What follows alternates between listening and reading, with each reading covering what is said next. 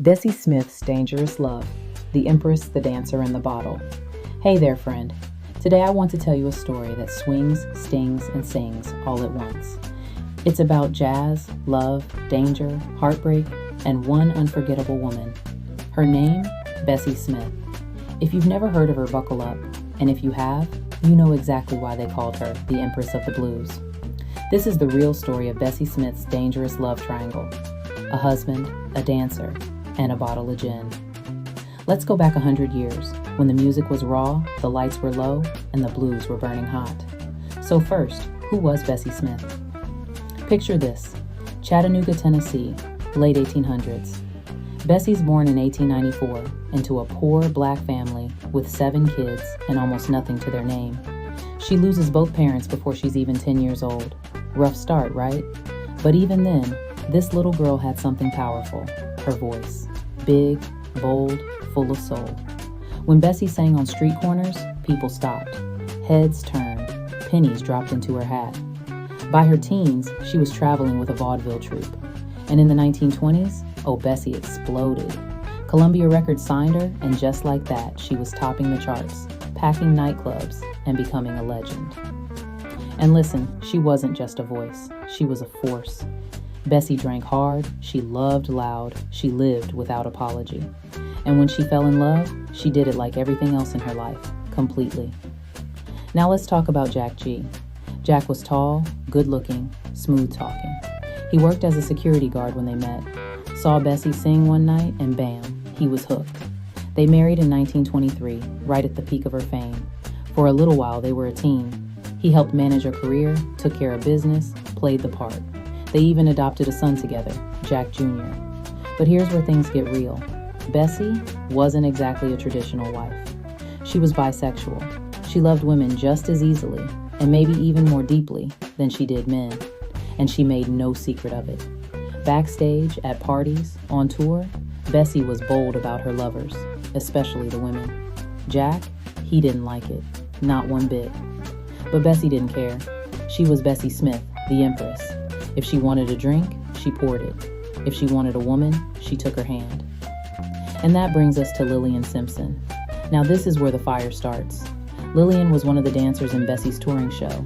Young, dazzling, legs that went on for days, and a personality to match. The moment she stepped on stage, all eyes were on her. But Bessie saw more than just the sparkle. The two of them clicked fast. You know that kind of chemistry where you just know something electric is happening? That was Bessie and Lillian. They started spending every moment together, on stage, backstage, hotel bars, private dinners. The whole troupe saw it. And Jack? Oh, he really saw it. He tried to play it cool at first, but jealousy? It's a slow poison, especially when your wife, the most famous blues singer in the country, is parading around with a dancer half her age. Now, Jack was no saint either. Rumor had it he was sneaking around with other women too. Eye for an eye, maybe. But Bessie didn't play those games. She just lived her truth, no matter who it upset. Then came the big blow-up. Detroit, 1926. Things finally snapped. All three, Bessie, Jack, and Lillian, were on tour. Same hotel, same tension in the air. Jack had been brooding, drinking. Bessie, drinking too. And Lillian, she was caught in the middle of their firestorm. One night, Jack stormed into Bessie's room. Accusations flew, voices rose. A bottle of whiskey shattered against the floor. Some say it was thrown, others say it slipped. Either way, what followed was chaos. Jack shouted, Bessie shouted louder.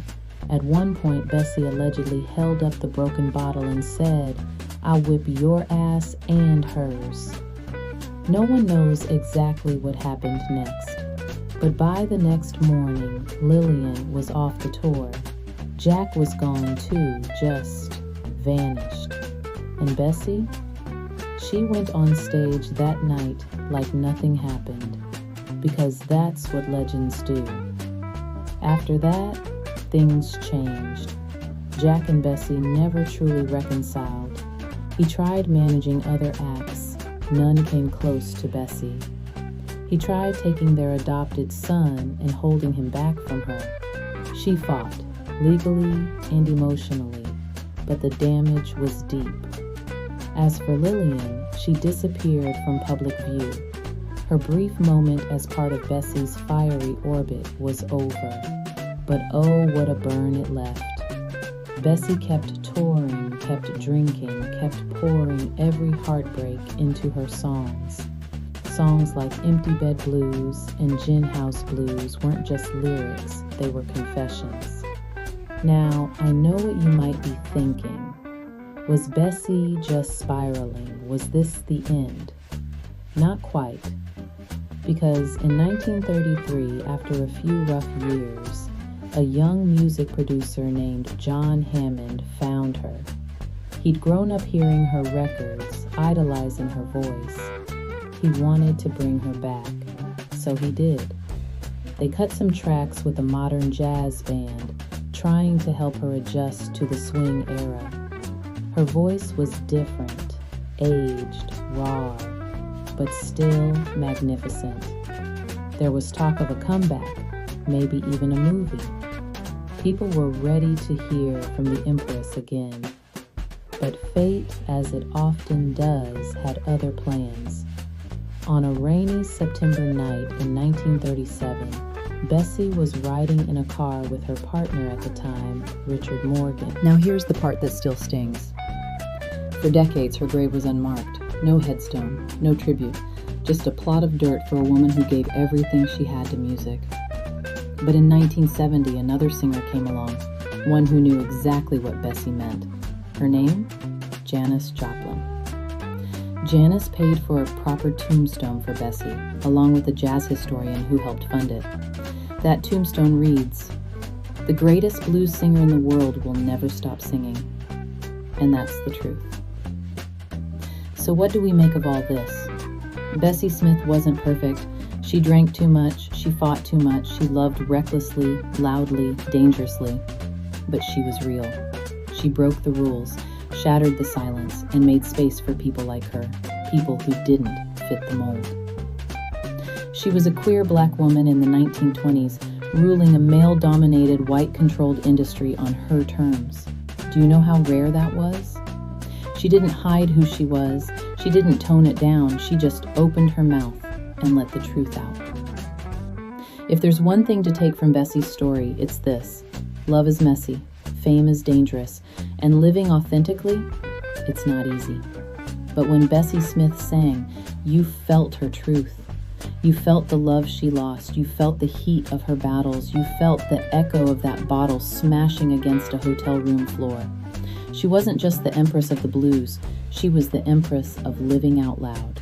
So next time you hear a bluesy riff or see a woman commanding a stage like she owns it, tip your hat to Bessie, because chances are she walked that path first. Thanks for sticking around, friend. If you liked this story, hit that like button, subscribe for more untold tales, and drop a comment. Whose story should we tell next? Until then, let the blues roll on.